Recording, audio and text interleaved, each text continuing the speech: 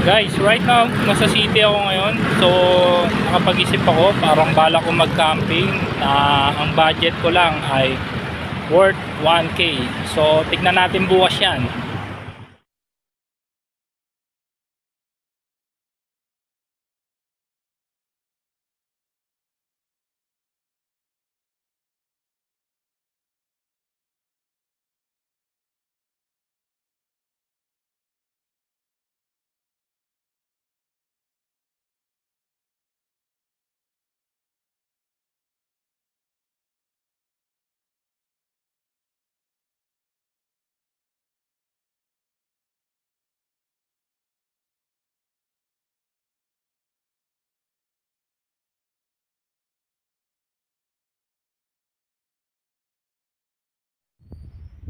Guys, it's 7 AM.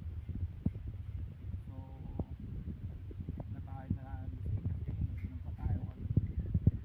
Excited yung mga dito.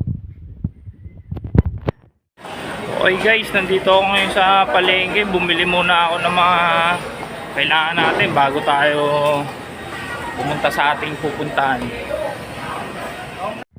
guys, nandito tayo ngayon sa Guadalupe. Sasakay tayo ng carousel kasi we're not allowed na sumakay ng MRT papuntang Cubao. Sa kadahilanan meron tayong dalang butane, knife, so not possible na makasakay doon. So tara, let's go. Okay guys, nakasakay na ako sa bus papuntang Cubao. Actually nagpapalit ako kay kuya na 500 kasi sa mga ganitong lakaran importante pareha yung dalawang pera. Guys, nagkamali yata ako na napuntahan. Nandito po ako ngayon sa New York. New York Cubao. Dito tayo sasakay ng jeep papuntang Baguio. Okay guys, nandito pa rin tayo sa Cubao, naglalakad. So nagtanong ako kung saan yung sakayan ng Baguio. At nagtanong ako kila mamang pulis. Okay, huwag kayong magtatanong kung saan, kung kani-kanino, kasi baka maligaw lang kayo. Okay guys, tama si mamang pulis. Dito may sakayan ng Baguio, so sumakay ako ng modernized jeep. Tawagin ng mga karami. So, biyahe papuntang Baguio. Tara. Okay guys, nandito na ako ngayon sa Baguio. So, papunta tayo ngayon sa terminal na jeep papuntang Sampaloc. Okay guys, nakasakay na tayo sa jeep papuntang barangay Cuyambay. Doon tayo bababa. At pagdating doon, maglalakad na tayo papuntang Tatlong Bato campsite. Okay. Okay guys, nandito na tayo. Bibili tayo ng tubig natin dahil wala tayong baong tubig.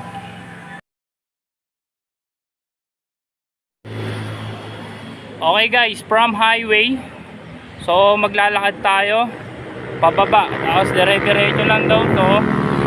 At mapupuntahan na natin ang maingay sila. At mapupuntahan na natin ang Tatlong Bato campsite. Ayan, pababa pa lang ako guys, so ramdam mo na kaagad ng nature. Ayan, may mga puno na kaagad sa paligid. Guys, nandito ako ngayon sa kagubatan. Parang naliligaw na yata ako. I hope mahanap ko ang Camp Bato, Camp Tatlong Bato.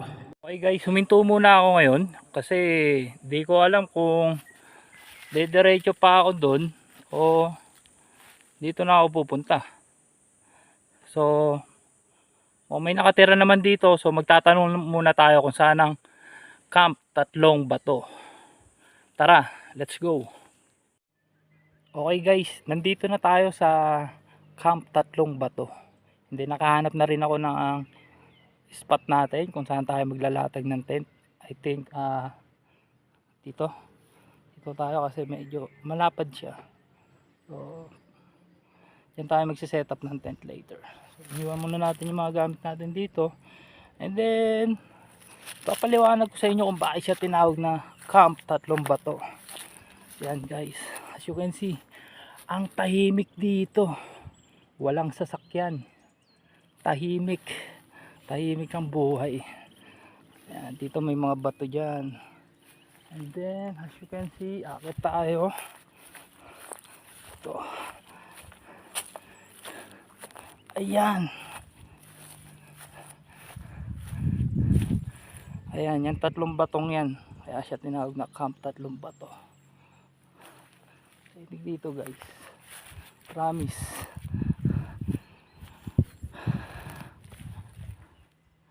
Ayan, nice, tahimik. Ayan, puro bato yan, bato. Sa mga nagbabato dyan, marami dito.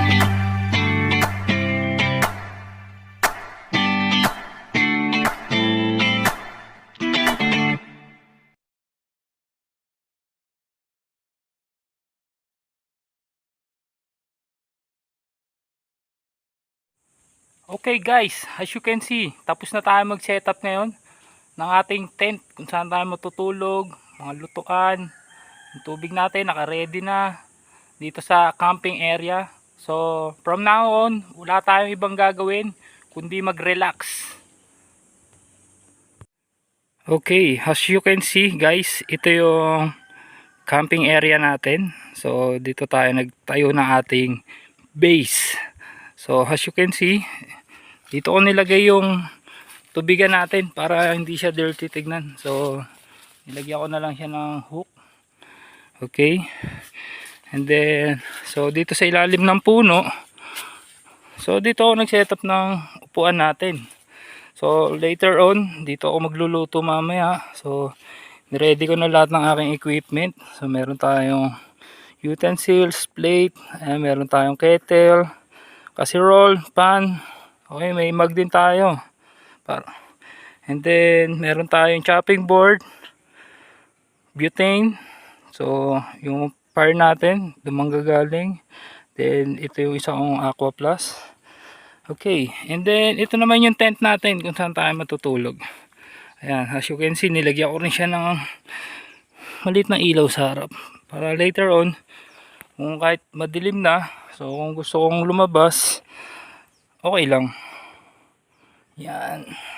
So, itong tent natin, good for 3 to per person.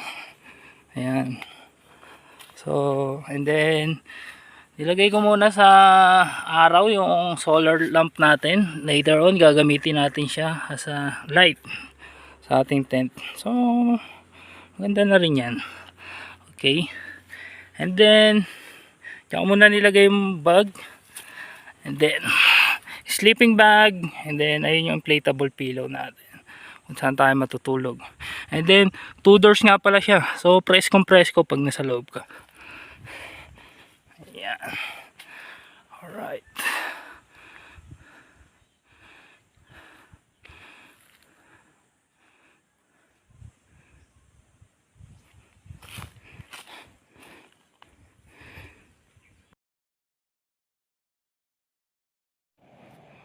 Okay guys, so it's 1:45 ng hapon. So nag-decide muna ako na mag-power up. And then after ko mag-power up, magpa-power nap ako. And then so ngayon, mag-toast muna ako ng bread. And then nagluto ako ng chicken noodles soup. Yan, para mabawi natin yung lakas natin kanina kasi talagang napagod tayo sa paglalakad. So after this, I will take a nap. Then after that, I will drink coffee para naman magising tayo sa katotohanan kung saan talaga tayo. Okay? So, bye.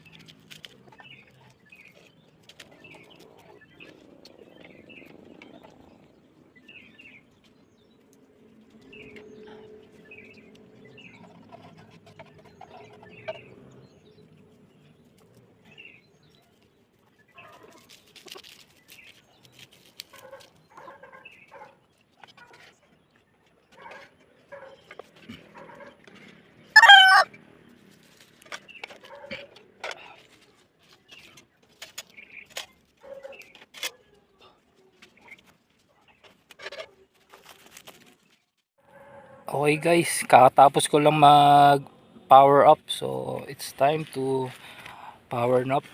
Yun, nandito ako sa loob ng tent. As you can see, may unang tayo malambot. Then ay yung bag natin. Ayun, may alaga tayo doon. Also, yan yung mga gamit natin. Okay lang yan. Tayo lang naman yung tao dito ngayon guys. Sa camping site na to. 3 bato. Sobrang tahimik. Relaxing. Grabe. Sana may time tayo para mag-relax. Hindi puro trabaho. Sige na. Goodbye. Kita tayo mamaya. Okay. Okay guys.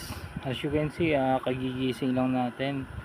Kakagaling lang natin sa power nap. So, na-recharge tayo. Ganun lang. So, sa ngayon, ang ginagawa ko ay papakulo muna ako ng mainit na tubig. Dahil, like what I said before, I'm going to drink some coffee para magising tayo. So, after that, nagawa ko ng tuna sandwich, snacks. So, nagamit tayo ng San Marino with sandwich bread. So that's it, simple lang. Kasi guys, pag nandito ka sa mga ganitong camping site, hindi mo naman talaga kailangang magdala ng lang guys, umuulo na. Tayo ko muna to. Okay, again. So kagaya nga ng sinabi ko, pag nasa ganitong outdoor ka, so kailangan mo lang dalhin yung mga practical lang. Kagaya kanina, kumain lang ako ng ng chicken noodles na may itlog, and then sinamahan ko ng toast bread. So ganun lang kasimple.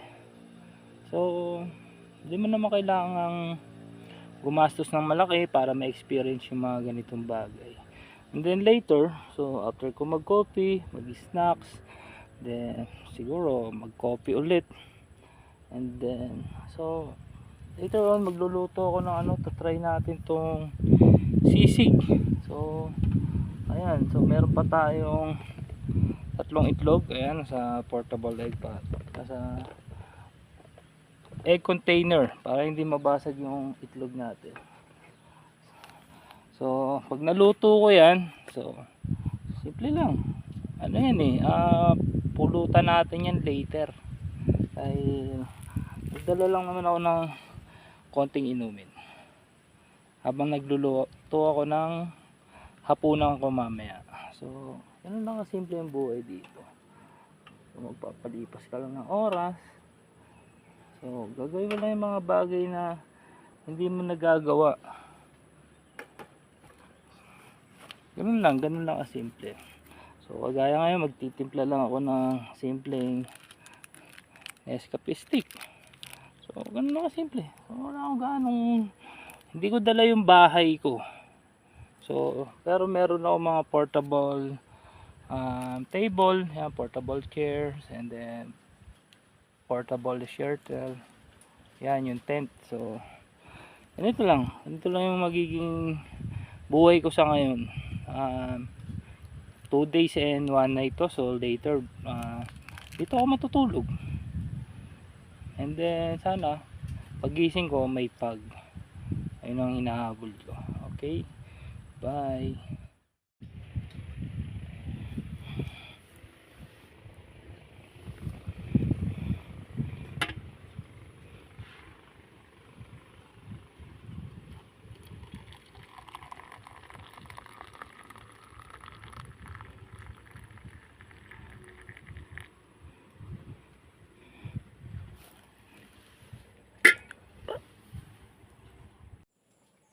Okay guys, as you can see, gumawa tayo ng sandwich bread, and then i-toast natin. So pinaghalo lang natin yung San Marino tsaka yung Magnolia sandwich bread, and then nagtira ako ng konti para later on ihalo natin siya sa sisig. Okay, tara, kain tayo. while drinking hot coffee on a summer day.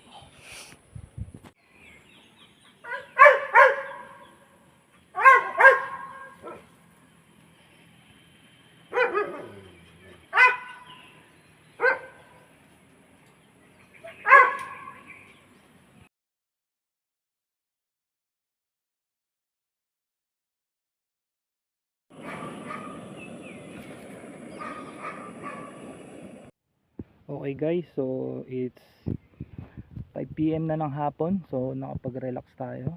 And then right now, nagre-ready na ako para lutuin na ang sisig na sinasabi ko kanina. So nakapag-prepare na ako ng mga ingredients, and then later yung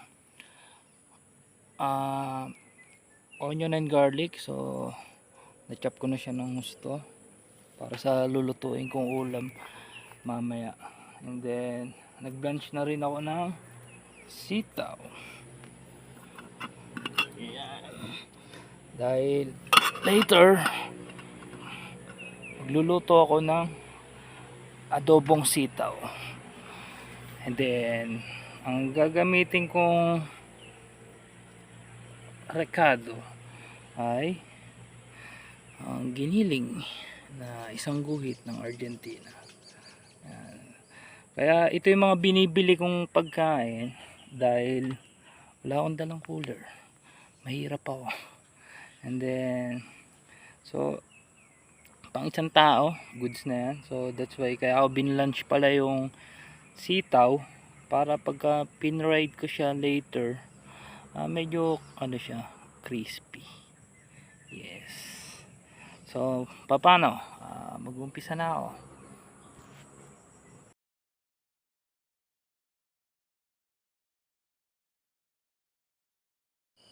Okay guys, madilim na dito sa area natin. Ngayon ako ay sasaing.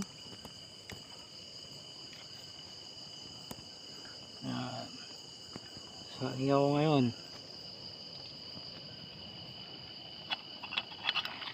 para later on kakain na lang.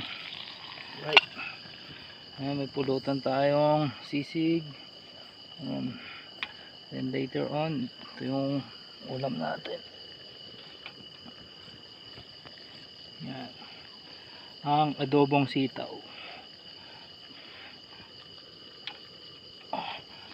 Alright. So, shot tayo.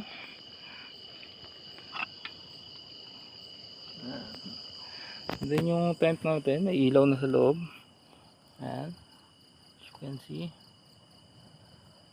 May ilaw siya sa loob. Then doon tayo matutulog mamaya. Alright.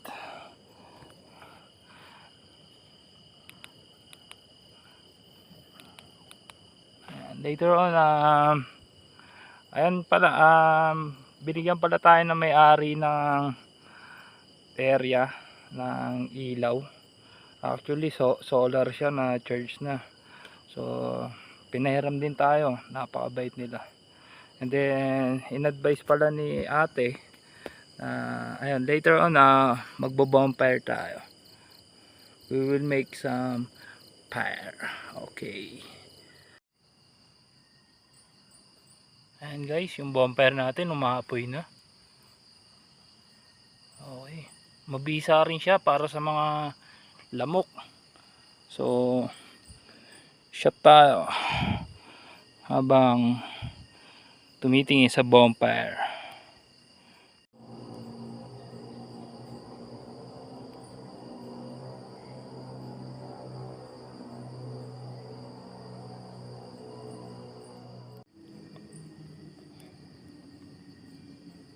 Ayan guys, ang laki ng bonfire natin.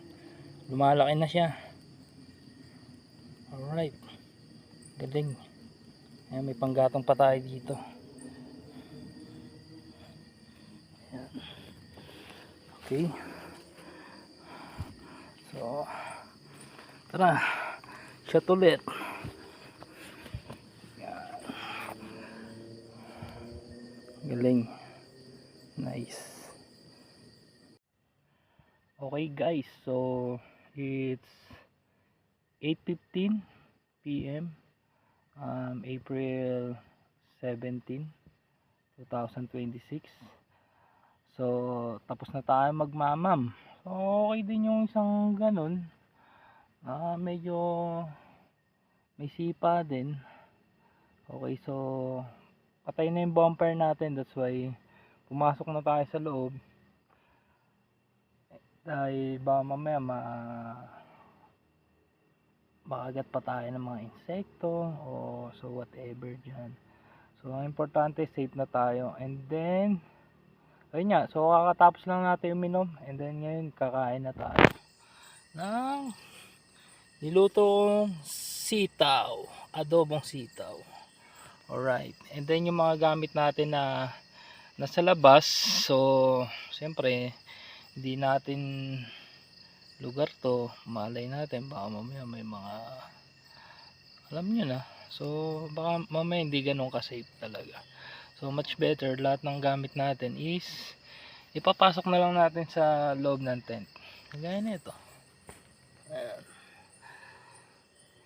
So pinasok ko na yung lamesa, and then tinupi ko na lang yung upuan. Then ayan, lahat ng gamit nandito. And then ayan, so nakabukas na yung ilaw natin, maliwanag, parang nasa loob lang ng bahay. So tara, kain tayo.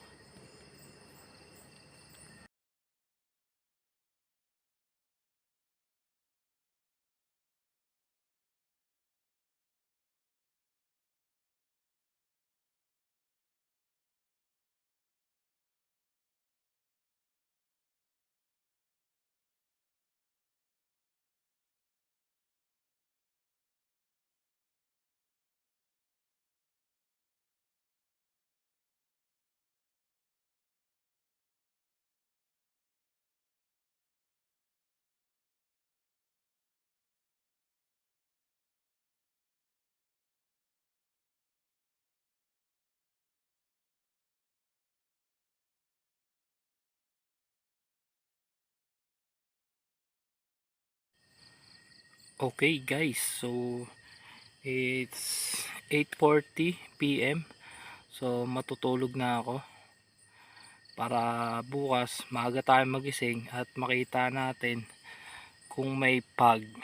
So ayan, malamig yung labas ng tent natin. Ayan, nagmo-moist. So malamig ngayon. Ramdam ko yung lamig. Ayan,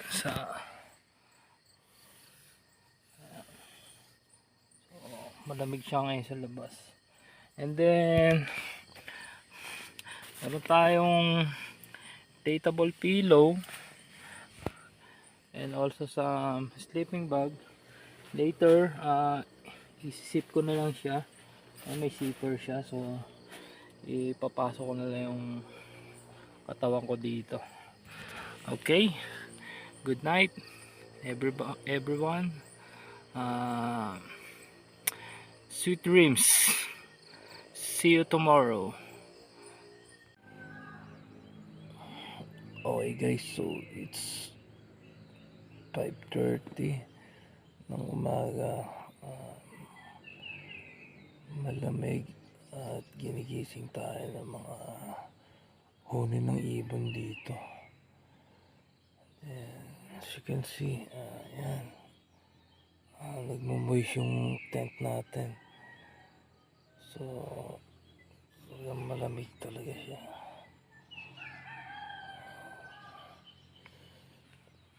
So lalabas ako, check natin yung labas.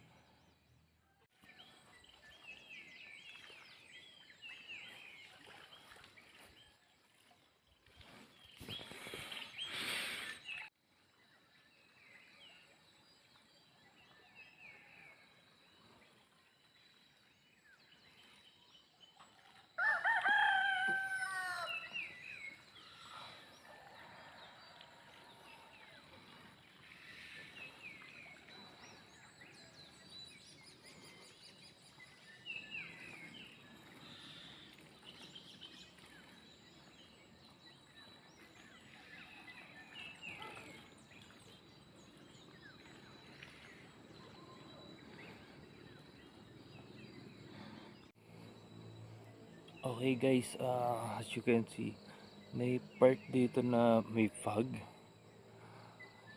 So, malamig siya. And then, malamig talaga yung area. And then, ayan yung loob ng tent ko. Talagang nagbabasa siya. Although, maski dito sa labas, makikita nyo.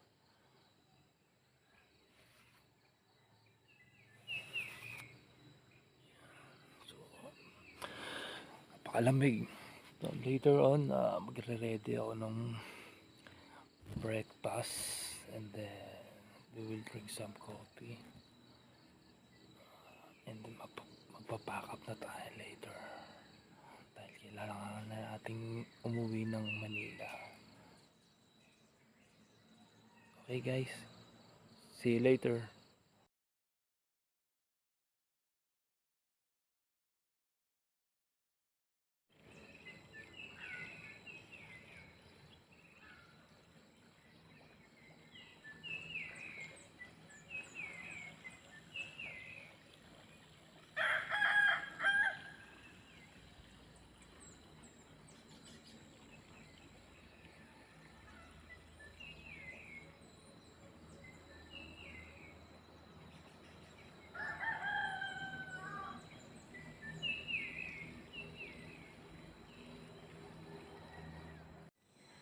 Okay guys, good morning. Back to this video. Ayan, so naghugas muna tayo ng ating mga gears. So later on, magluluto tayo ng corn beef. Dahil sa wala akong cooler, so ito na lang muna yung binili ko. Dahil sa mag-isa lang naman ako, I prepared for this small can. Okay, so magluluto tayo later ng corn beef silog. Sarap sana kung may tapa or hotdog, whatever sa morning. And then, ayan, so may tira tayong kanin. Later on, madami pa. Isasangag natin siya.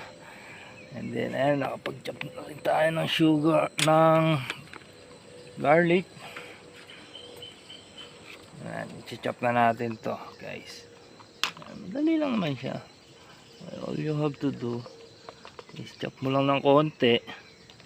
Pagtapos, pindutin mo lang siya ng ganito. Ayan.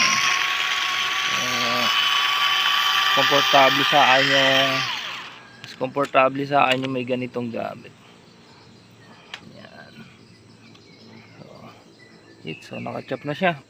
Meron na tayong pang fried rice. Ayan.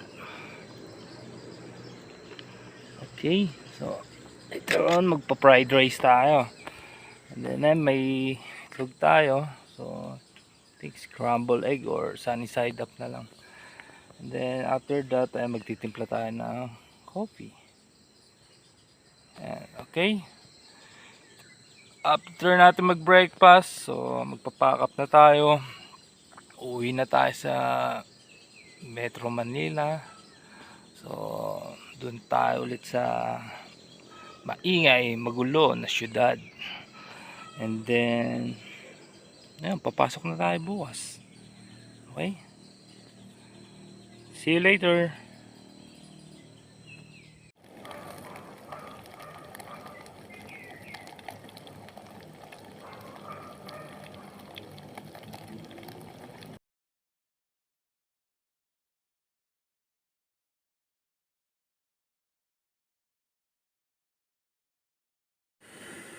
Okay guys, nakapagluto na tayo ng ating breakfast.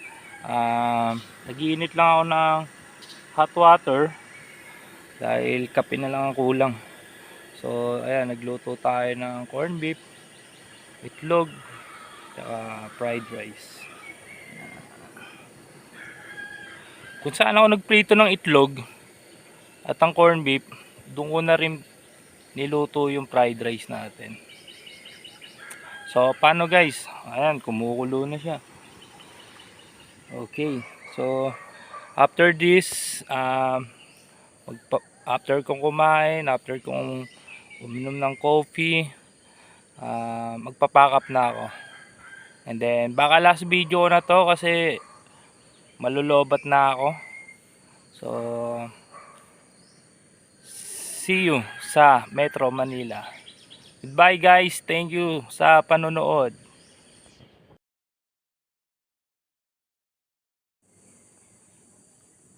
Okay guys, gagawa tayo ng last video natin bago malobat tong cellphone natin. Dahil wala pa tayo camera, so ito muna yung ginagamit ko pang video. So guys, yung 1K challenge para mag camping, guys, kayang kaya sa pamasahe pa lang, so sa pagbabudget pa lang na mga bibiling pagkain, and ma-achieve mo na yung ganitong nature habang nagkakape. Ayun, so after ko na ito, I will pack up some things para maaga tayo makabiyahe pabalik ng Metro Manila dahil may pasok pa tayo bukas.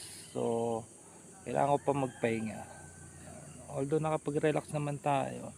So syempre, maglalakad na naman tayo and then babiyahe tayo. So after that, baka mapagod tayo. That's why kailangan ulit natin magpahinga. And then maraming salamat sa panonood. Thank you.